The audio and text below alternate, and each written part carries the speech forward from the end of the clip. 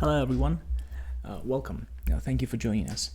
We've got plenty of things to discuss. I hope this one's going to be this piece is going to be very insightful.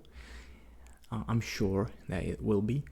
The dynamics that's playing out right now are very confusing for many people, and we got explanation and a couple of answers as to why things are happening the way they are. But as we must remember, why isn't the most important thing in this business. At least by the way we're looking at the things. Let's start with rates and what's going on there. First of all, the signal, we've been expecting a pop in 2-year yield and in 3-year yield after the Fed meeting, but stubbornly on the day of Fed meeting, essentially everything happened as we expected it to happen. Federal Reserve raised by 25. They didn't surprise anybody, and they talked the game toughly to the extent. But on that day, we've seen dollar down, rates down, gold up, everything up. We've been long dollar, long rates, and short everything on that day. Surprisingly, we've been proven right, but only after a day, only on the next day when everybody got offside, when we've swept everybody off the lows, when one of the biggest positions that we had was Japanese yen, and essentially we've been expecting such a move. It happened only after this move downward, which was surprising. So it's usually this is how it happens. Mark, even if you're right, you have to know and adjust and be comfortable with getting the market to express itself. Usually you get swept out off your positions before the actual move that you expect happens. But we've been able to capture the current move. We think it still has lags. As we outlined, nothing has changed fundamentally. Nothing has changed from the last time we spoke. We are in a period of major consolidation within rates. So you can treat it within rates, within currencies, within most of the markets, just because it's essentially the function of the race play. We've tested this key level. We've been expecting the pop off of it. Essentially, you can treat it as a low, you can treat it as a high, and I would not be surprised to see it retesting the trend. So essentially, the trend for dollar is this high. I would not be expecting dollar to break this high and continue upward, marching upward into the new highs. No. Dollar is still bearish trend until proven otherwise. That's the first of all. Same thing with the 2-year yield. We're not gonna get a meaningful and sizable impulse on the rates part, and until we get a proper Fed pivot or anything else that might shake us out off this from this equilibrium that we find ourselves in, we're not going to see much of anything happen. Essentially, this is just normal volatility within the possible ranges that is happening right now within the currency market and within the rates market. They are going to keep rates higher for longer. This, first of all, on the short end, this is how you express it with the short end, and I suspect 2-year yield is going to retest its trend at 4.517. We are sure of it. Whether it's going to break higher or continue staying in that band is only time will tell. Judging by the financial conditions and judging by the SPX and rate performances, they might be emboldened enough to keep rates really elevated, at least till the second half of this year comes, when we actually get the... Let me find this picture. When the effects of the monetary tightening finally seeps through the market and we get US economy and should make their maximal impact on US corporate borrowing costs in second half of 2023. So essentially LQD, XYG, and SPY, only then SPY, LQD, XYG, and most of the equity names will reflect the tighter monetary policy and tighter monetary conditions until we get some sort of the credit event, until we get some sort of the surprise bankruptcy. We're not going to see much of anything happening on the SPX side, even though earnings were shit, horrible earnings, clear deceleration of trends in most of the names, in most of the earnings. But the only thing that matters in this market is our flows. If you don't have the signal or you don't have the ability to recognize those flows, even if you are right, you're gonna get shaken out really badly. You're gonna get hurt really badly, unless you are prepared to hold on to your highest conviction plays and you know how to risk manage it properly. It's just based on your process.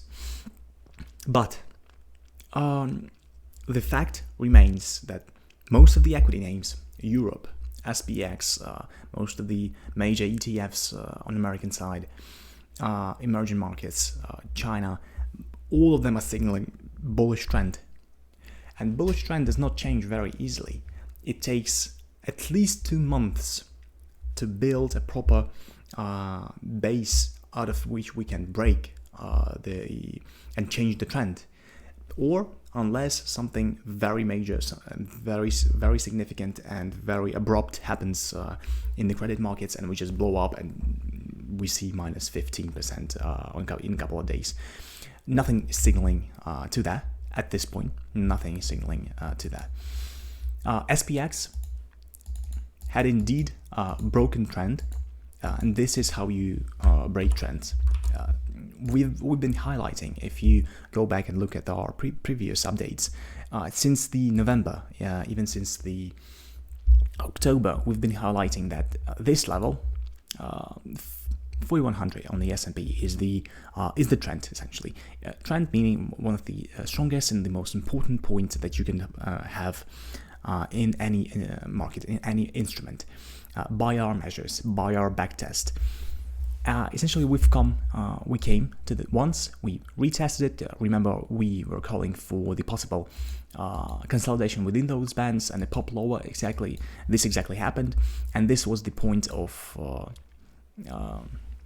ultimatum. What are we gonna do? Either we're creating a lower high from here and continuing lower, or we get a higher low on a weekly time frame and we break off this basis. We break a trend. And we just did that. We did that yesterday. We gapped through the trend. We broke. But this is the structure. This unfolded within the 2 months time frame. 2 months it took for S&P to break trend. Essentially, it is a bullish trend right now. We've been expecting to short, but a possible short from these areas. But this consolidation, this prolonged couple of week consolidation period, essentially created a daily high-low within those bands, and we've broken a daily high-low, effectively creating a weekly high-low above the previous key point, which essentially constituted the creation of a high-low on a trending basis, meaning on a weekly duration. And we've broken. How do we break the trend on the S&P? Being that this is the most traded instrument in the world, being the fact that this is the most active and the most liquid instrument in the world, and with the most active options market, the moves are very clear. The levels, the key areas, areas of importance are very clear, and it was not hard to identify this level. So, what do we have? Now, this is not the point to go long, obviously, long equity or anything else for that matter. From this point, we can even come back and retest the trade. This is what might happen. Let's come back to the S&P in a couple of minutes. Let's generalize once again. Now, this relationship that we have between rates dollar and the whole rate sector and rate sensitivity sector, meaning gold, precious metals as well, gold, silver rates along all of the curves, not only US rates, European rates as well, and the currencies. The unipolarity of the moves and the tight correlation still remains, and there are glimpses of that trades that we have been observing throughout the 2022 when the rates going up, dollar is going up. Nothing is different this time. The magnitude of the move is different, and we just broke a trend on the dollar. Now, why is this significant? Why is this important? Not only did we let me preface this by saying, why is this important? Just looking at the at one instrument, let's say at one parameter, one variable, one factor model, even if your signal or your signaling process or your indicator, whatever you use to identify trends or to identify trading opportunities, to identify anything, if you apply this only to one instrument, you can trade it. Obviously, yes, surely you can do it. You can trade. You can back test it, but in order to prove the probability of you being right, it's better to do cross asset class analysis. We've developed a proprietary signal that allows us to identify trends, identify key points, identify weaknesses and the potential impulses that are forming in the market, and we try to reconcile those with the macroeconomic trends that we see, with the macro picture that we've built in our heads by doing research. When those two categories combine, then you get the strongest conviction play, then you get the strongest trades, and etc. When one contradicts another, meaning signal is signaling one and the macroeconomic conditions and our picture that we build in our head is signaling the other thing, we always go with the signal. Signal has a 100% betting average against your fundamental or any views that you might have. Always go with the signal. Signal trumps everything that you might think of. This is what the market is doing, and you better be doing what the market is doing. Meaning, by our standards, we have a couple of durations. We have trading duration, trending duration, and tail duration. Trading duration is anything up to a month. Trending duration is anything from 1 to 3 months, basically a quarter, and tail is anything between 3 months up to 2 years. On a trending duration, dollar is bearish. On the trading duration, dollar had just broke its trade resistance. Now, this is significant, not because just the dollar did this. Obviously, you can see this, that we've broken this. What is the difference between this point and this point in time? We've been flagging the fact that the dollar had broken its trend resistance a couple of weeks ago on the, what's the day? I don't remember, but you can see it on the chart here. But it wasn't the ultimate signal. It wasn't something to be base your decisions upon. Just because nothing else in the rates complex, in everything that is anti-correlated to the dollar that we look at, signal the same thing. But this time, we have dollar break-in trade. We have gold break-in trade in here. And we have 2-year yield break-in trade. Clearly, break-in trade. This is why this is important.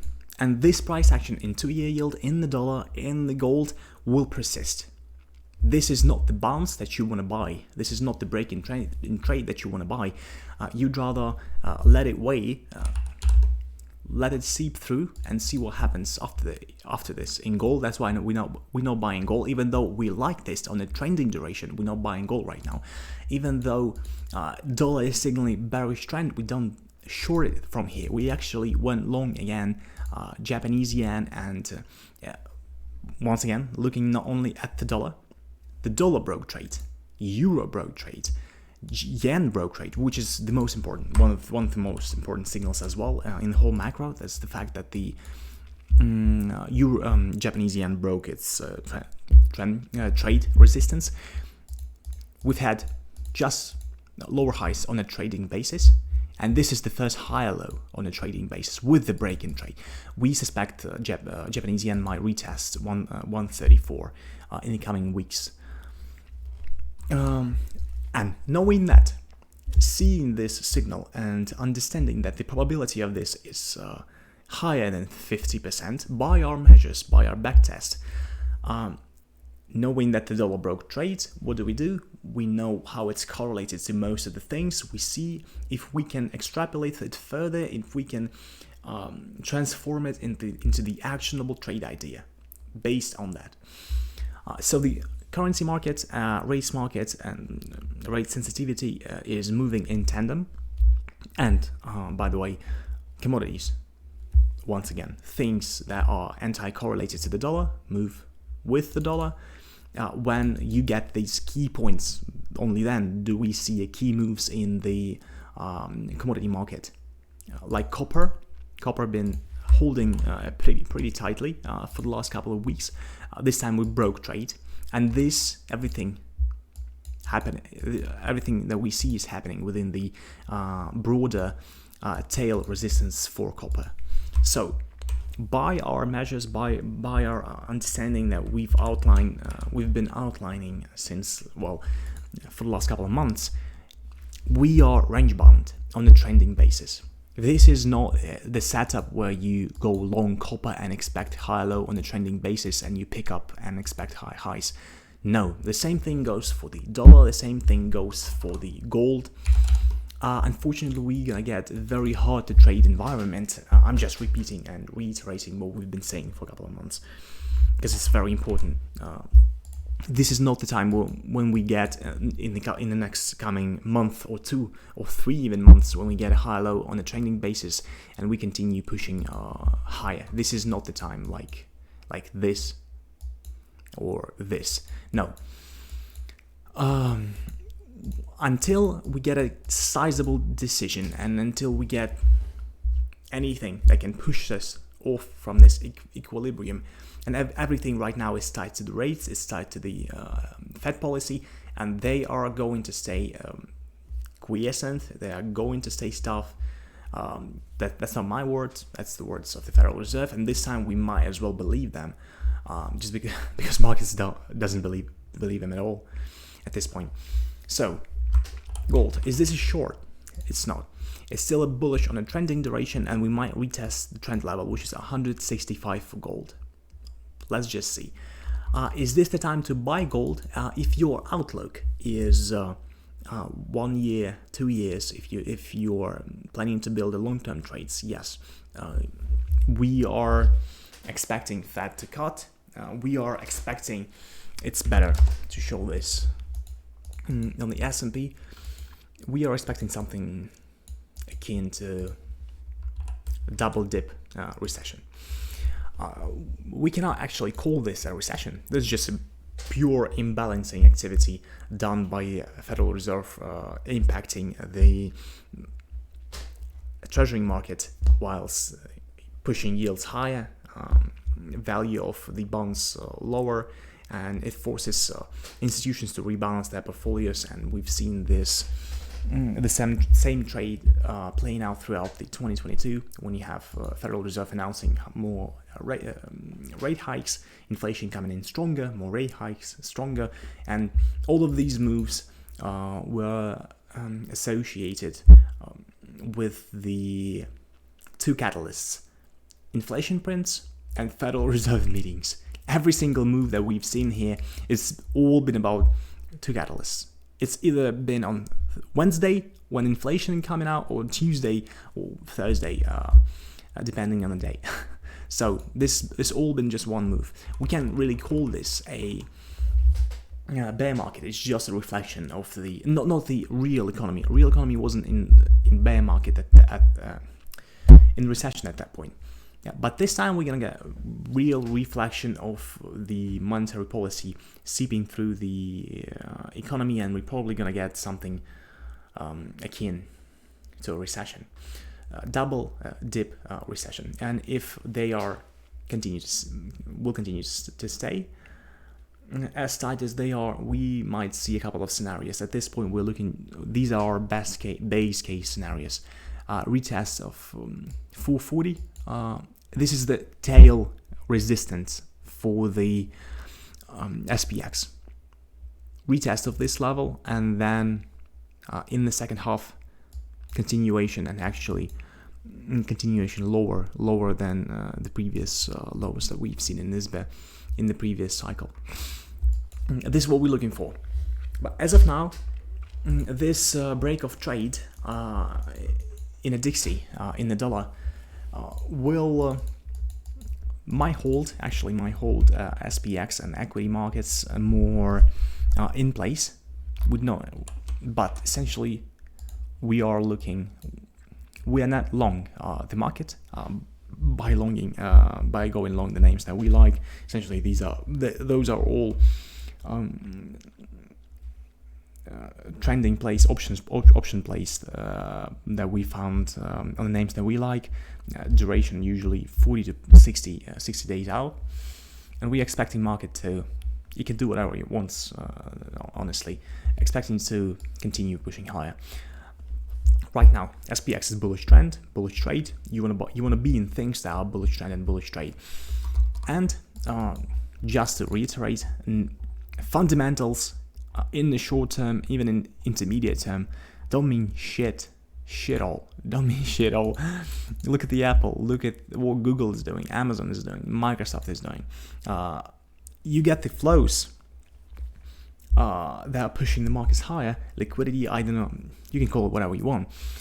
Essentially, what I heard on the Twitter space, Mike Taylor brought up this idea that treasuries are Yellen stop issuing new treasuries, and all their capital issuing new treasuries until the debt ceiling is resolved, and all their capital it's in excess of 110 140 billion dollars, which were locked in to buy those new treasuries, essentially free, and now it has to buy something, and he views it as a essentially injection of liquidity when these $140 a month, $140 billion a month have to find something, have to be somewhere, have to find a place, and essentially it's just like a monetary QE with the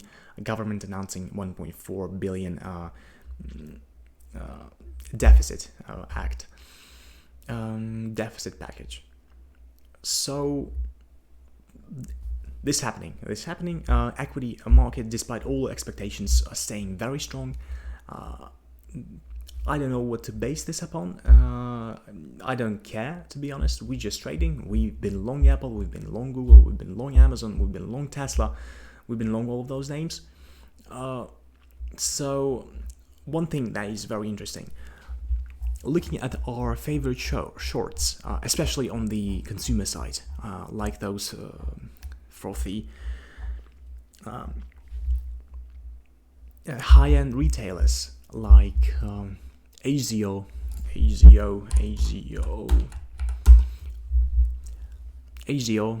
the guys that sell boats, luxury boats. Every time you see a company, all of our shorts, as most you've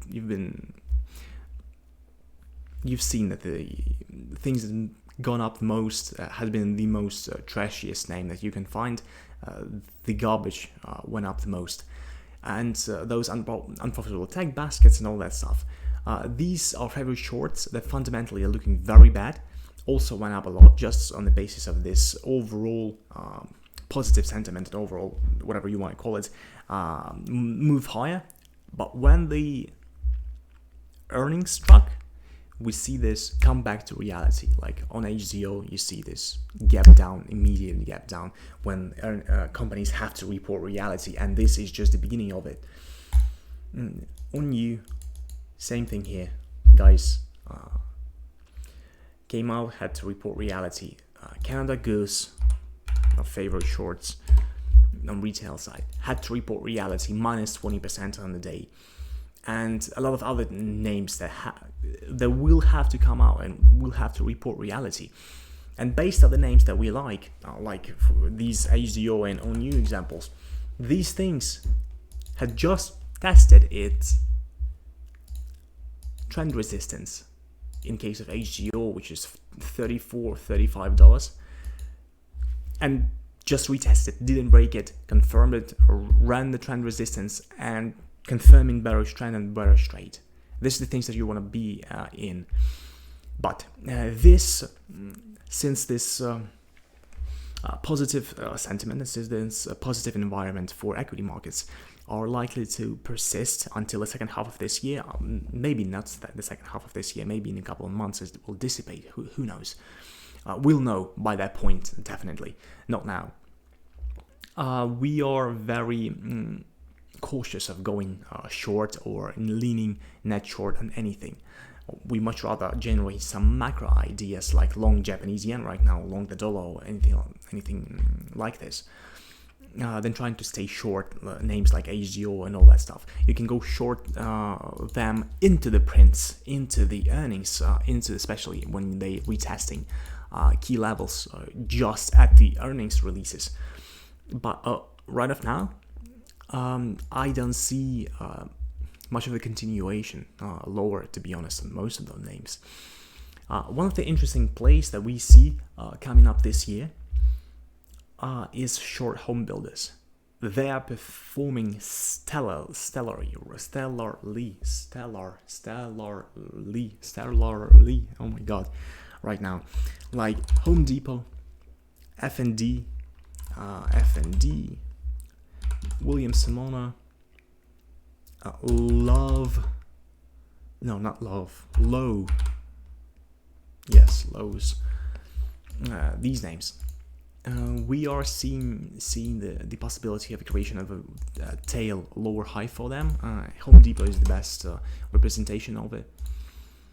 Fundamentals are horrible. We believe the fundamentals for this company will deteriorate significantly, and the possibility of retesting 240s are on the horizon. But this might come. We are in essentially, let's call this is where we are.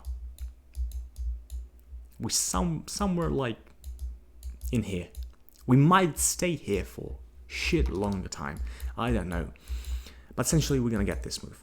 We're gonna get this move. You just have to be smart in terms of how you're structuring this trade. I would not be going short term right now, but as a long-term thing, we're definitely observing this complex very closely. Okay. In general, crypto. Since the equity markets is staying, signaling bullish trends across the curve. By the way, European markets incredibly strong. Continuing pushing higher, bullish trend, bullish trade. Based on fundamentals, I don't see where the growth is coming from, honestly. And we'd be very cautious going along European markets from here. I don't see them even retesting its previous all-time high. We just got to see how it reacts from this key level of interest, area of interest in here. If our understanding for the US markets play out and we see a tail lower high for the SPX, that we probably going to see the same thing happening here, continuation lower for the European markets right now. This is now on the trade and trend durations, they are positive, very positive. We'll get back to China.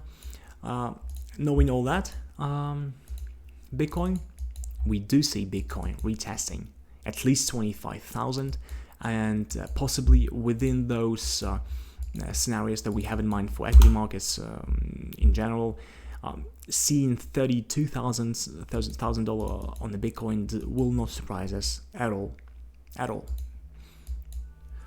Oh, I apologize. But what do we do? What do we do right now? Right now, bullish trend, bullish trade. This is the trade support for the Bitcoin. Everything that is below it, we'd like to buy. If it comes into the trade, we would be a buyers. If it comes into the 20,000, even into the 20,000, we would be buyers. If it breaks below 20,000, if it breaks below $19,000 is the trend resistance for the trend support. For the Bitcoin. We would not expect it to break with the conditions that we see right now. We'd expect it to continue pushing higher and retesting 25,000. Ethereum is even better looking guy. Looking at the futures, I don't even see Ethereum breaking 1500s until it breaks to 2000 level mark. It just looks like a compression under the key trend resistance, and we just gonna break it. I'm gonna break it with velocity, probably. Who knows? We are long Ethereum and we are long Bitcoin. We have, what was it, 3, 4, 6% allocation to those things. Even the breaking dollar even the dollar, which is pushing higher, we don't see it having much impact on those guys. Favorite shorts currency. Our favorite currency shorts, by the way, as we outlined, nothing substantial here. Pretty large move to the upside. All this is a possible range-bound environment. The best short is the pound. Is the best possible short. We have some ideas in our head that there might be geopolitical political problems in Great Britain, unfortunately. And just looking at the signal, it's one of the weakest European currencies out there. So when the time comes to short the currency once again, especially if it breaks trend, the trend support for the pound is 118.26 is this high low. We would be very willing to short any strength for the pound. Japanese yen, same thing. As we outlined, we've seen it retesting $134. We shall see.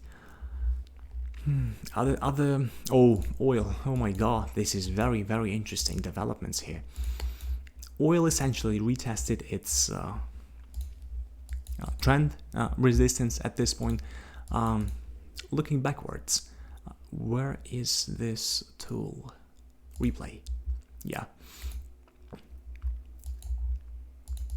We've been calling for short and continuation because oil been signaling bullish trends for better part of half a year.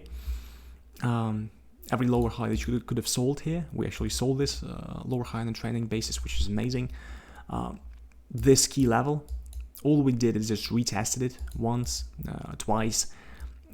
Since this part, we've been puzzled very much at this point. Buy, sell. That's how you do it. Yeah, at this point we've been calling for possible.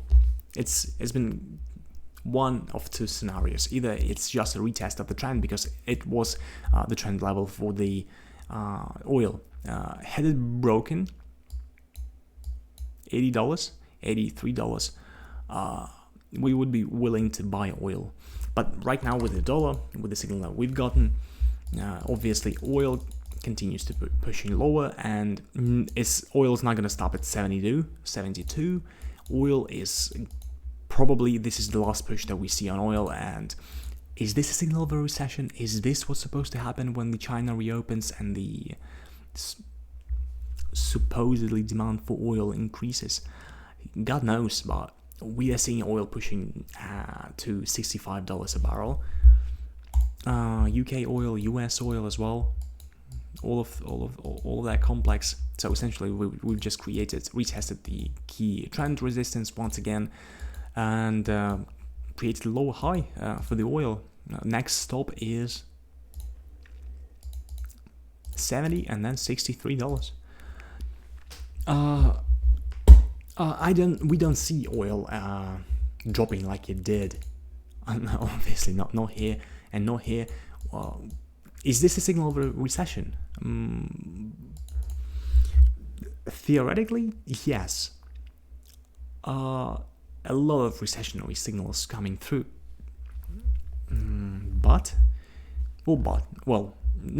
This is happening. We be very careful going long XLE or any anything related to oil at this point. XLE signaling bearish trend and bearish trade, which is concerning. So stay short oil.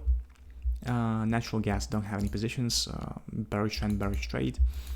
URA, uranium place. We've been long of it since 19th of January.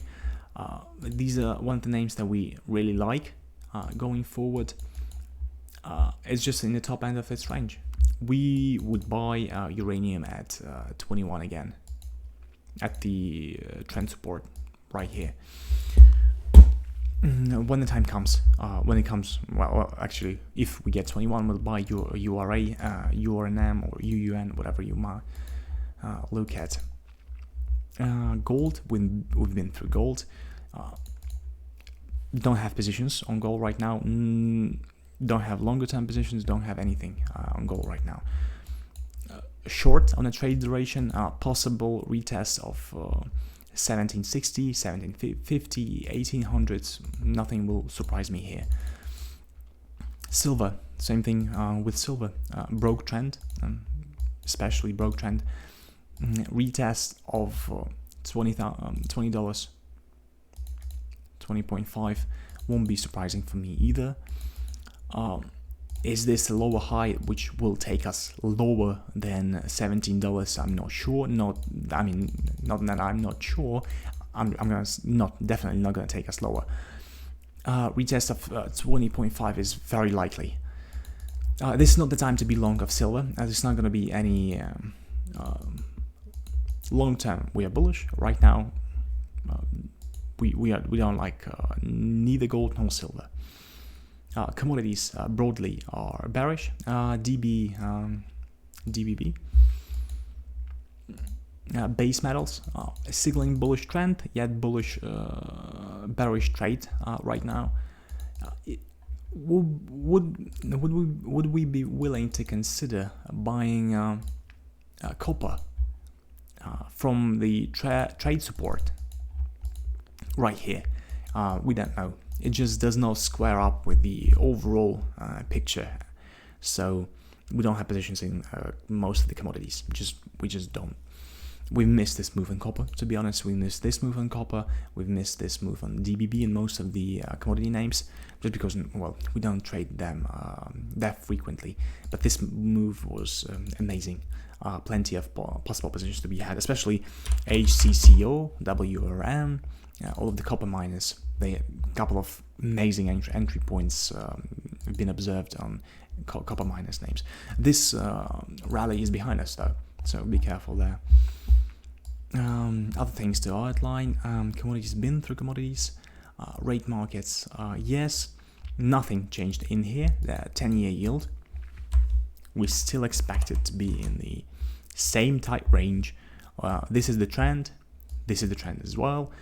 It's going to be very, very boring, very uninteresting, very sanguine for the foreseeable future, for this quarter, definitely. Same thing for the 30-year yield. Another interesting point to make is the European yields. Now, European long end of the curve. We actually have some positions in 5B US. Essentially, it's an ETF, 5X daily short ETF, which replicates long end of the curve, European long end. You see, with a little bit of drag, obviously, just because of ETF based on the futures. But we do have, and why do we have it? We expect this move to be the point of no return and continuation higher into 257 and beyond for European long end. Same thing for the 2-year yield. Unfortunately, no, we don't have position in 2-year yield as of now, but for the long end, yes, we do expect it to reach 2.5. With the move that we might see on the dollar, might see on the US rates, we might retest 390. Essentially, we are in the tight range. For the 2-year yield, this guy is signaling bullish trade. The trend is 4.525. For the 2-year yield, we shall see. Our best guess, it just continues to stay range bound within the trend. Even if we break 2-year yield upwards, even if we break it and will continue going up to 5%, this is still a hard sell. This is a very hard sell. It's a great discount we're gonna get there. So, dollar long on the trade duration, 2-year yield as well long on the trade duration, and we are seeing it retesting 4.5, going back up to 4.5 at minimum. As of a couple of words about credit component, everything in credit is signaling bullish trend. Such things as high yield, still signaling bullish trend. PFF signaling bullish trends, the preferred stocks. BTY bullish trend. BKLN still bullish trend. So in credit and equities, everything is signaling bullish trend, which is not surprising. Not surprising. It is how it is. We do not expect it to persist by the end of this year, but you have to risk manage the upcoming quarter. And the upcoming quarter is going to look more like we've seen this week. More like this week. Okay, this is as to SPY. We've gone through all of this. Yes. The things that we are looking to go long, the things that we are long and looking to go long are GEO. We've built a nice spread, expecting it to reach $14. This is essentially our earnings play within the conducive environment that we have now. Long GEO, long NMM. These are the things that we've already have positions in. Long ANET, long. These are things that we long. As things that we like on the short side, yes, a couple of those we've outlined. AZO, ONU, ONEW, Canada Goose, and well, there are plenty of others, but I would not be advising you shorting anything, so careful there. RH, another interesting name on the long side. There are plenty of longs, but we shall stop at this. Like uranium names, and interesting things are happening with where is it? With the biggest oil stock. This weakness, well, especially XOM, especially this guy, the biggest American oil company, has been very strong despite the WTI, US oil, despite the incredible weakness in oil. This guy has been building bullish trades and bullish trends, which is interesting. Is it gonna reconcile itself, this divergence, which is not gonna last forever? Just looking at the history, look at this. The correlation is spot on. one time we've seen the correlation break is right here, significantly, when we saw decoupling. And as history tells us, by the way, when we see such decoupling between oil stocks and the oil price itself, it usually tends to reconcile itself with oil catching up to the stocks rather than stocks starting to fall and catching up to the oil, like we see here. Continuous weakness in oil prices, continuation higher, high low, and we get a blow off top. Very interesting signal by the way. Okay, but it's likely to stay in consolidation at least until oil reconciles itself. I don't see what might push oil. Well, I shouldn't say that. I do see there are plenty of things that could push oil into well beyond $100. But the conditions are as they are right now. As soon as we get meaningful trend shift in oil, let us find this example. Yes, this is where we. Yes, as soon as we get anything like this, well, that time it was plenty obvious, clear shift in trend, retest. Yeah. If we're gonna get the same thing this time, not until we drop below $60, I think we're gonna pick up this level of interest. Just look at the areas. Look at these areas of interest. Beautiful, long term. It's almost impossible to trade off of them, but it's an eye candy. Okay, we're looking for the oil to retest its low. It might happen, it might not. But long oil stocks, just not now. Just not now. Be careful with those. For most of the mega caps, which we look as a proxy for the S&P, essentially, these Apple, Google, Amazon constitute the same level of, well, constitute 12.3% of the whole index. Putting them through the signal one at a time usually helps us to come with the trade with the reasonable understanding. We've already done this. I'm gonna just outline what we see here. By the way, NFP, why is the market pushing so hard today? NFP data came out. Well, unemployment rate dropped to 3.4%, if I'm not mistaken. Yes, 3.4, which is the lowest it's been since 1969. Since 1969. The data dump and the data, I don't know how accurate it is, God knows, but it is a pretty meaningful print. So, Apple signaling bullish trend, as well as Google signaling bullish trend, as well as Amazon is signaling bullish trend. Essentially, we're seeing a possibility of the creation of a monthly lower high. We see Amazon pushing up, Google pushing up into 111, 122. Apple, the strongest of the bunch.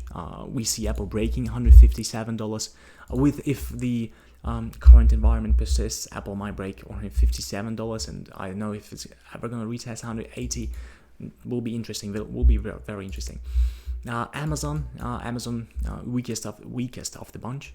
Still looking for Amazon to possibly retest 121 within the scenario we outlined. Microsoft, same thing. Tesla, same thing. Tesla is very interesting on the short side, but hasn't given a clear signal yet.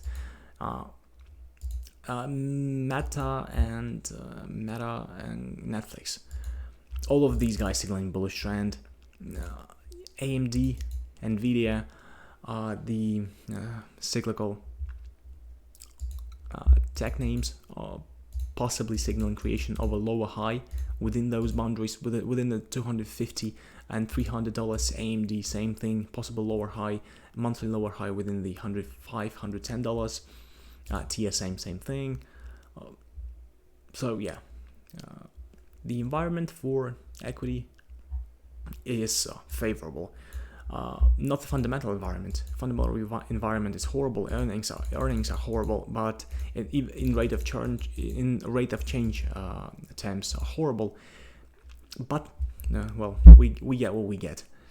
I hope this update been insightful, been insightful, and at least useful, just a little bit. Be careful. I've summed this up pretty coherently.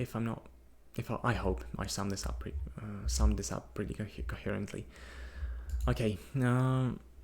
Be careful there. Very market very hard to navigate through this environment. 2021 and 2022, these 2 years have been pretty easy to trade through. Incredible trends on the downside and on the upside. This time is going to be different. At least this first half of this year is going to be very different, very hard. Try to not lose money, and when we get resolution, we will get a plentiful volatility. We'll get volatility that will might knock you off your feet. So stay safe there. Cheers.